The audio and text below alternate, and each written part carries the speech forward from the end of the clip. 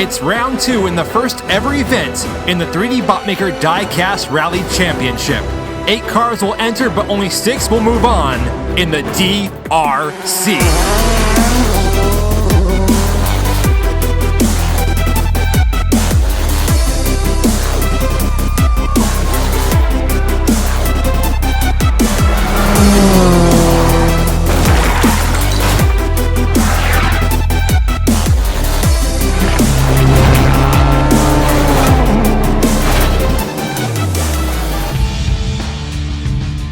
Welcome back, I'm 3D. And I'm 2D. And you're watching the 3D Botmaker Diecast Racing League.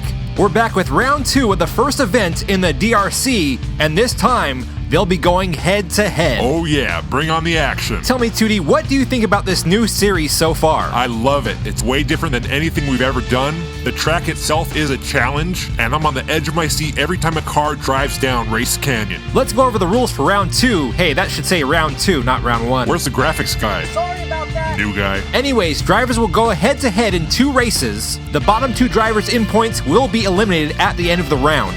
1 point will be scored for each checkpoint and the finish line, 2 points for a first place finish, and 1 bonus point for a big air flying finish. We didn't get to see any big air last round, but I've got my fingers crossed for this one. Same here, 2D. First up, we've got Jar Jar Binks 98 driving the number 23 car, that's the Datsun 510. He's going up against Dylan in the number 5 Mitsubishi Lancer Evolution. If you remember, Dylan had that bad wreck in the last round, and he is in desperate need for some points here. Jar Jar starting off with 4 points, and Dylan only has 1. So he's got a lot of ground to make up. Looking good so far as he's in the lead. Can he make it all the way to the finish? I don't know. Oh, and he tumbles across the finish line. That's one way to get across it. Despite being on his roof, that's actually a good start for Dylan in points as he picks up 6, bringing his total score up to 7. What happened to my man Jar Jar? He didn't even make it past the 3rd checkpoint. Jar Jar having some trouble coming off that jump, hits the inside wall, and that sends him sliding on his side. Man, 3D, we are only 1 race in, and things are already getting crazy. That's what rally racing is all about. Here they go with their second race. The lane positions have been switched. Jar Jar with 6 points, Dylan with 7. Both of them are going to need to score some points here if they want to be safe from elimination. Dylan once again in the lead, flying over that jump, loses control, and he's going to stop just short of the finish line. Wow, he really needed those points. If he could just roll a little bit further, that would have been 2 additional points added to his score. Dylan adds 9 points to his score, bringing it up to 10. Jar Jar Binks with 5, bringing his score up to 9. That puts Jar Jar Binks in the hot seat for elimination. That's right. Keep in mind that the bottom 2 in points at the end of this round will be going home. Up next, we have Muscle Tone 17 in the number 3 Subaru WRX STI. Someone in the comments said it's either WRX or STI. Look, we're just going with the name that's written on the bottom of the car. That way, if someone wants to buy that model, they know what to look for. Fair enough. We also have Kieran Moran in the number 7 Ford Escort. Yeah, some people complain about the way we said Moran as Moran in the last video. Yeah, I mean, come on, we get names from all around the world.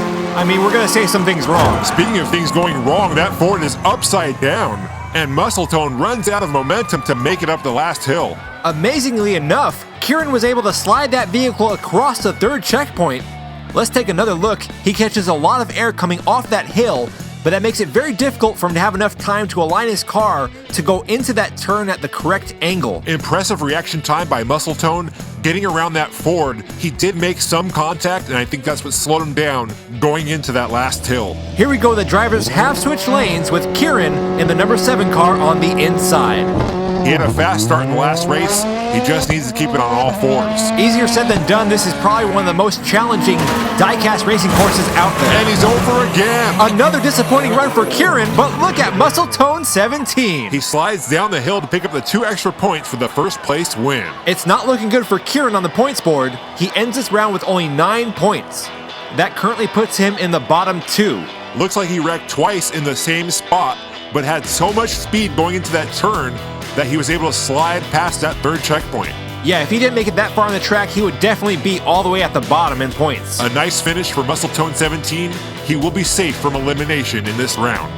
Kieran and Jar Jar both tie with 9 points. If it does come down to a tie in overall points to determine the bottom 2, their ranking will be decided by the points scored in today's round. So technically, Kieran will be ranked higher than Jar Jar for this round. Well, right now, both of them are in danger of elimination.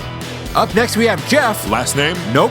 but he'll be driving in the number 24 Volkswagen Scirocco. And driving in the number 8 Ford Escort Rally is Stephen King. Jeff is coming into this round with 4 points, Stephen King with 3.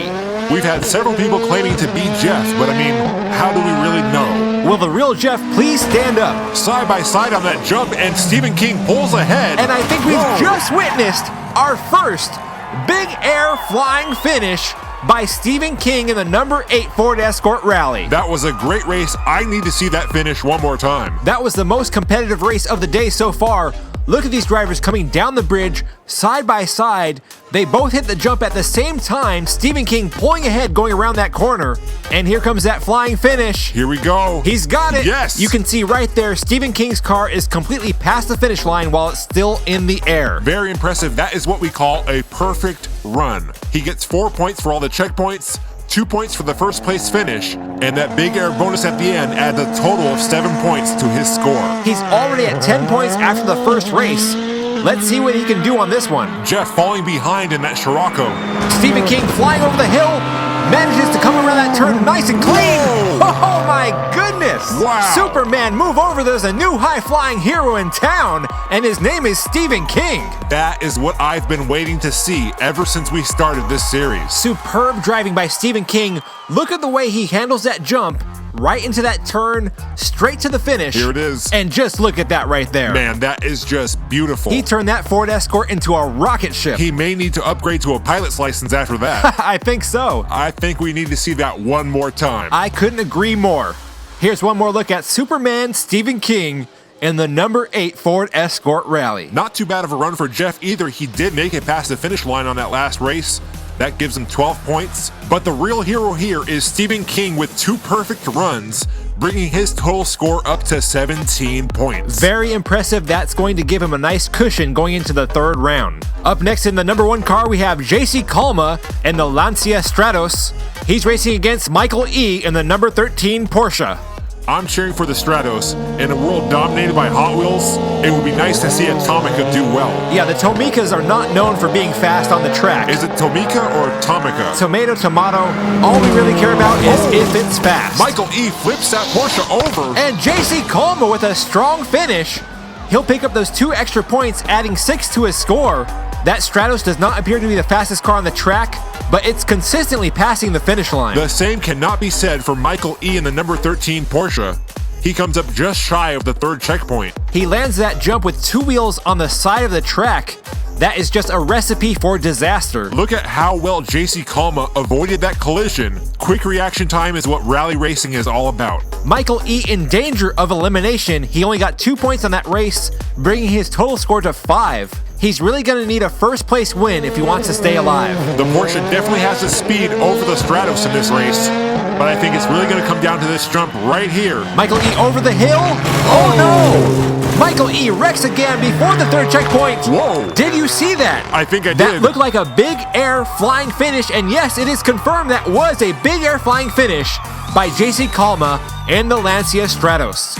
I did not expect to see that because he appeared to be going a lot slower, especially in comparison to the Porsche.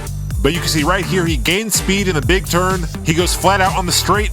And yes, there it is. You can clearly see his tires have not touched the ground yet. A great performance by JC Calma as he climbs his way up the leaderboard, tying for first place with Stephen King. Wow, I really didn't expect to see him all the way up there in first place. We are going to have to say goodbye, though, to Michael E. in the number 13 car and Jar Jar Binks 98 in the number 23. Jar Jar and Kieran both had 9 points, but since Kieran scored 6 today and Jar Jar only scored 5, Jar Jar will be the one going home. Misa. Don't. What? No, don't do it. How rude. Seriously, 2D? What? I liked episode 1. Anyways, round 2 is in the books as the top 6 drivers advance on to round 3. We hope you enjoyed this broadcast of the 3D Botmaker Diecast Racing League. I'm 3D. Misa 2D. And you're watching the DRC.